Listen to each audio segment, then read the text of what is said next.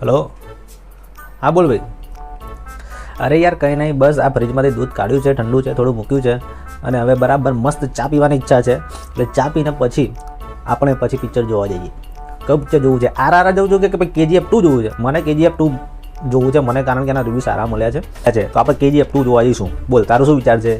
અરે ના યાર, એવું ના હોય. પૈસા તો તું આલે કે હું આલે ચાલે, હવે ગમે તે આલી દો તો યાર ચાલે. A few moments later. સારું ભાઈ, હવે એ બધી લપ મૂક ને યાર, મારી ચા પીવાની છે યાર. હવે યાર હમણાં મૂડ મારો તો ખરાબ છે, હમણાં ઊંઘીને ઉઠ્યો છું. તારું એ ચાલ ફોન મૂકે. તારી ગઈ આ શું થયું? એટલે હમણાં તો યાર દૂધ કાઢ્યું છે ફ્રીજમાંથી અને આટલી વારમાં દહીં બની ગયું.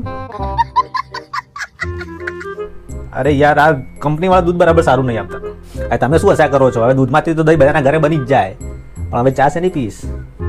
મારો એને ગોળી. પણ તમને ખબર છે કે આ દૂધમાંથી દહીં કેમ બની જાય છે? આ દૂધમાંથી દહીં બને ને એ રાસાયણિક પ્રક્રિયા જ છે.